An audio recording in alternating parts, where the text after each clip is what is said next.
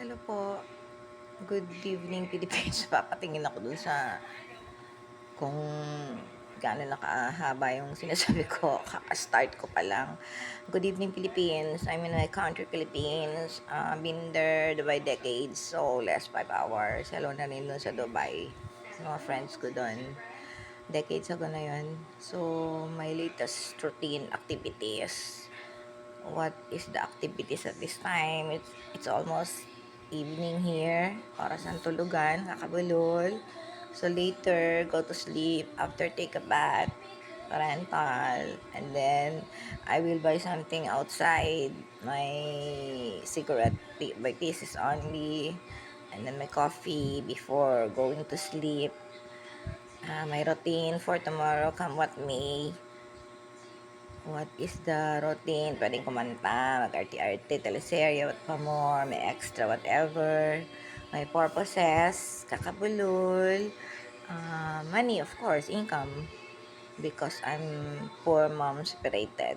Though I have already my sons. My sons with their own family. So what more can I say here?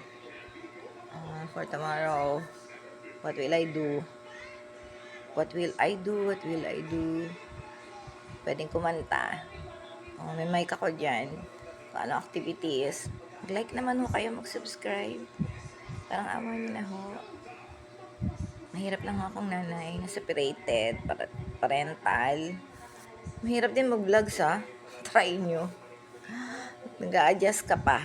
OMG. Try nyo kaya ang hirap mag-vlogs. Nakaharap ka sa voice mo sa pagsasalita. Nakakaharap ka sa mga tao. Kahit hindi ka mo sila nakikita, syempre, nandito ka, nakaharap ka sa kanila, ganun na rin yun. So, ako naman kung ang purpose ko naman dito bahala na ho. Basta ako dito nagbablog, stop ko na yung Facebook ko.